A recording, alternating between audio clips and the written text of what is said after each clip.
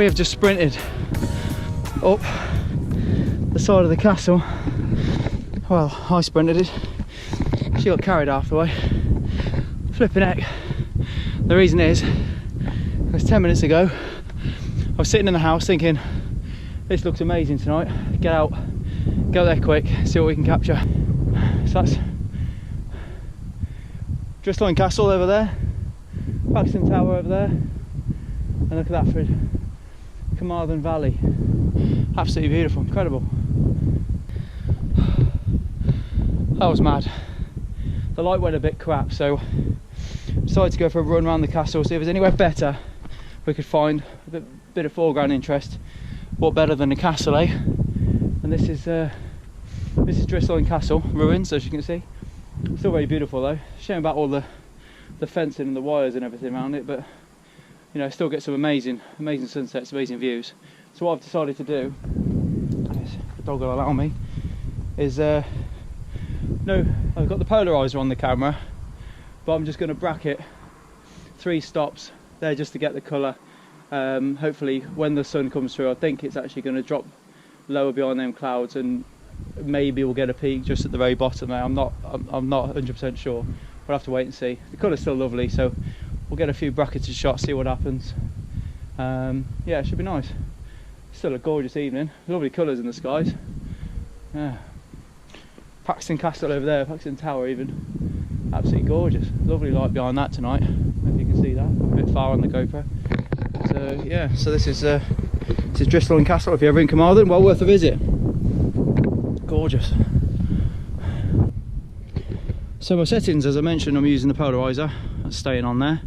And we're at f14, ISO 200, and 1.6 of a second is the main exposure. And obviously, looking at the other exposures, then you've got the dark one, 1/13, and the bright one, which is 5 seconds.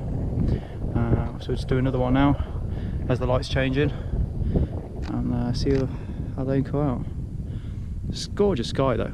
Absolutely. I mean, it's a shame you can't see the sun, but it's still a very pretty sky. I'm actually going to do one tilted slightly up, because I think I'm getting a bit too much foreground and not enough of this gorgeous sky up the aperture to f16, just to make sure we've got the depth. I'm actually going to try a panoramic shortly. Let's move it over there, get one more of the river on there. Handy having these little levels built into the cameras, if you can see that. A bit bright, a bit small. Right, let's focus on that again and let it do its work. So yeah, 3-stop bracket, just to give us the dynamic range of the foreground, the light, the clouds, bring out the shadows without losing any detail.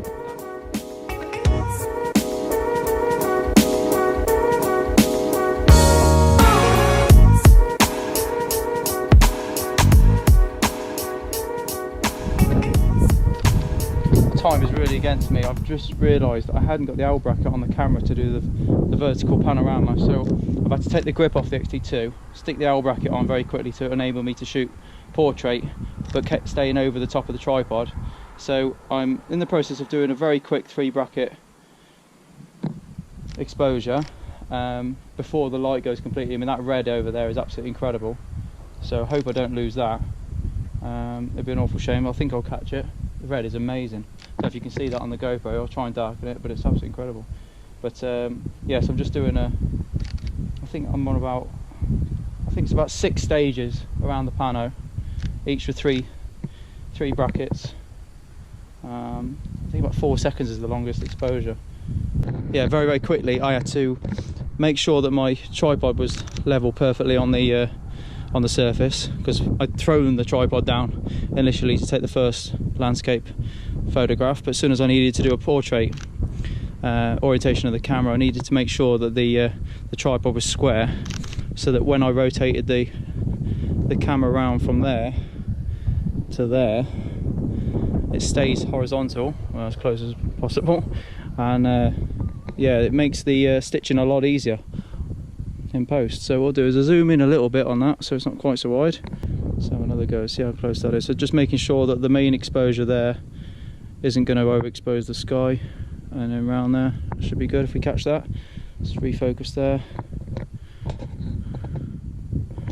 Hopefully this comes out now, because it's still got the polarizer on it, and it's not ideal doing polarized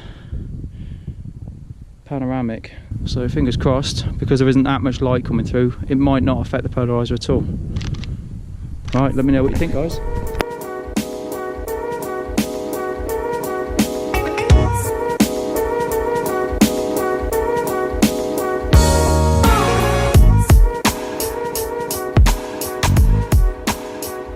I'm going to try my best to hang on for when the sun does come down below them clouds there, because at the minute the clouds look really epic, really moody, but it's so dark now in the foreground. There's literally no light coming through at all, so there's no colour. The colour's gone from pretty much the clouds, only that block of light there, so you never know. Normally when I get back to the car, the sun makes an appearance through a gap like that just there, so always worth hanging on. And its sunset is 10 to 9, and it's now 10 to 9, so any minute now, if we're going to get any underlighting, it should happen within the next 10-15 minutes. Fingers crossed, eh? Well, it looks like I've had it. I think I've had the best of it, and we literally got here by the skin of our teeth as well. I mean, it was flipping close. And 10 minutes before we got here, I was sitting on the sofa thinking, shall I, shan't I, shall I, shan't I? And basically this is my my go-to if the weather's looking amazing. It's worth a shot sort of locations. It's always good to have a location you can just last minute fly off to. If it's not too far, I think this is about 20 minutes from the house. As you can see, very lucky. You ready?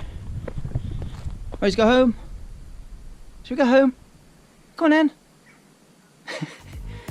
You're comfortable there, aren't you?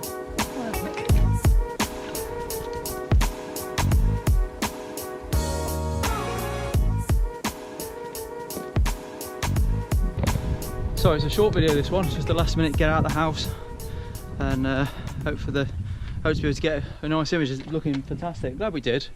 It was a mad dash, and literally had to carry the dog and run up the side of this castle, but nice relaxing walk back down, thankfully. She can annoy the sheep on the way. But those of you who subscribed, absolutely made it with that. Thank you very much. After my first video, that was awesome. Very nervous for doing that, so a lot of positive comments on social media and YouTube. Very grateful for that. Thank you.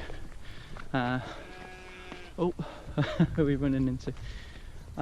So yes, encouraged me to do a few more videos, hopefully one every couple of weeks, weather forbidding. And yeah, if you like the video, give it a thumbs up. If not, tell me why. I'll see if I can improve it. And then yeah, subscribe, and feel free to leave a comment. It'd be great to hear what you think of the photographs and the videos. It'd be great. And if you are in South Wales and you ever want to hook up and do a shoot, that'd be awesome too. Give us a comment. Thanks again. Bye.